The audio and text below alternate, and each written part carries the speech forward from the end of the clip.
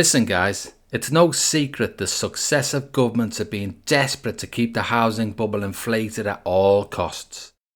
Surprisingly, however, it has been a Labour government that has turned the hopes and dreams of younger and poorer Australians into a living nightmare. This was an auction in Brahma Lodge on the 11th of October. The property sold for $958,000. According to realestate.com's suburb profile, and I put a link to this in the description, Brahma Lodge had a median sales price of $278,500 just before COVID. Brahma Lodge is in South Australia, about 20 kilometres north of Adelaide CBD, in what can only be described as a bit of a dump. Most young Australian kids just cannot afford these stupid prices.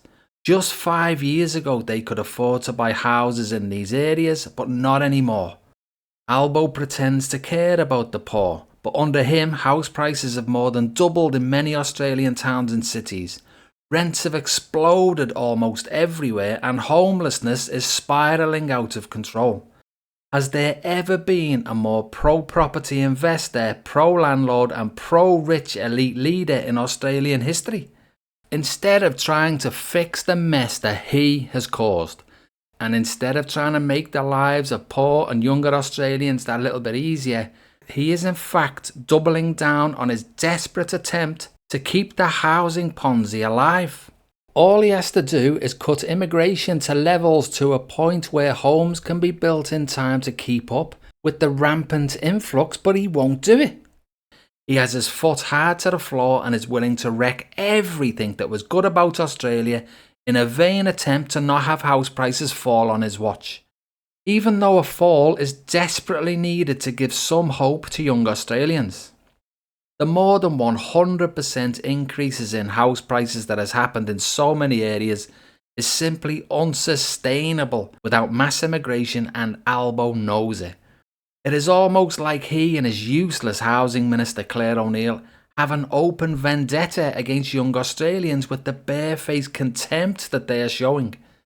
Imagine being so cynical to pretend that you are going to do something to help young people into home ownership by actually introducing a policy which is going to put house prices up. Remember this? Today I announced that under a Labor government you'll be able to buy your first home with just a 5% deposit. From the 1st of October, it's happening. Every Australian can buy their first home with just a 5% deposit. And you won't have to pay a single dollar in mortgage insurance, because we want more Australians to buy a home of their own, and we want them to do it sooner. And it's not like they are so stupid that they can't see what they're doing. They can. The first home buyer guarantee scheme should be called the government gaslighting guarantee scheme. The man who said the shrinkflation in crisp packets is ripping Australians off is the same man who is forcing young Australians to be life-destroyingly ripped off by having to buy half-section houses in 2025 for the same price or more of a full-section house in 2019. The only winners from this generational destruction are the property developers, the previous owners who were often landlords, and the new arrivals who are just happy to escape from horrible countries, and who can blame them? It's not their fault. Albo has absolutely crushed young Australians, and to the point where Australian kids are not even being born anymore. Young Australians can no longer see a future. Their worldview has been so demoralised by what Albo has done that they have probably lost faith in the political system for life. The exact same thing happened in New Zealand. Young people thought that Jacinda Ardern was going to make their lives better, but she was just another fake Labourite who promised everything and delivered absolutely nothing but worse outcomes for the youngest and the poorest. Albo is on the exact same path, but he is even accelerating it worse. And the thing is though, he is obviously happy to sacrifice everything that was good about Australia for house prices. But the moment that something happens and he is forced to stop mass immigration will be the exact same moment that the housing Ponzi house of cards collapses. He has been lucky so far to get away with his contemptuous ways. because not enough of the greedy, I'm alright Jack, selfish people have been affected yet. But when unemployment starts rising and some of the I'm alright Jack brigade start to understand that Albo's policies are actually negatively affecting them, then the voices demanding a sensible immigration policy will get louder. And a sensible immigration policy will be the death knell for the housing Ponzi. And an artificially inflated bubble upon an artificially inflated bubble upon an artificially inflated bubble will not unravel in an orderly manner, that's for certain. Albo and his useless housing minister's policies have caused more harm to Australia than even the worst foreign enemy could have hoped for. If there was a war, then a foreign army would try and get rid of Australia's best and brightest on the battlefield. But Albo and O'Neill have managed to come up with a way where Australians' best and brightest are not even being born anymore. Albo and O'Neill's policies are the most effective form of contraceptive. All to keep house prices elevated and the illusion of a fully functioning society in place. But Australia is not a functioning society any longer. Australia is a society that takes care of one dwindling section of society, the haves, at the expense of a growing section of society, the have-nots. It is a disaster that more unemployment may be the only way to make Albo finally do the right thing, but that is where Australia is at.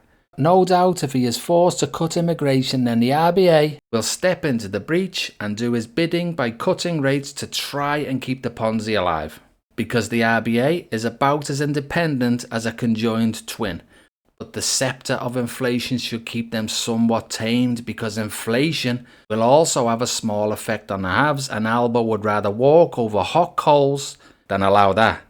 Yes guys, the Australian housing market is an illusion. It has no foundations without mass immigration, and at some point that will be forced to end. And that is when Albo's incompetence finally rises to the surface and everyone finally starts to see what a disaster for Australia that man has been. I can honestly say that Australia has had some bad leaders, but none have been so relentlessly cruel to the youngest and the poorest than Anthony, Housing Commission, Albanese. And the tragic thing is that I thought the Liberals would be the worst. So it shows you how much I know. So young Australians, poor Australians and fair go Australians, I know that everything feels hopeless right now, but Labour has in fact done everyone a favour here. They have shown everyone that they are just as bad, if not worse, than the Liberals for protecting the rich. So when the time comes round again to repay them at the ballot box, make sure that the blue and the red traitors are resigned to history forever. Australia is better than this. So thanks for watching guys, and please do me a favour and give me a like and subscribe, and I'll see you all in the next one. Cheers for that.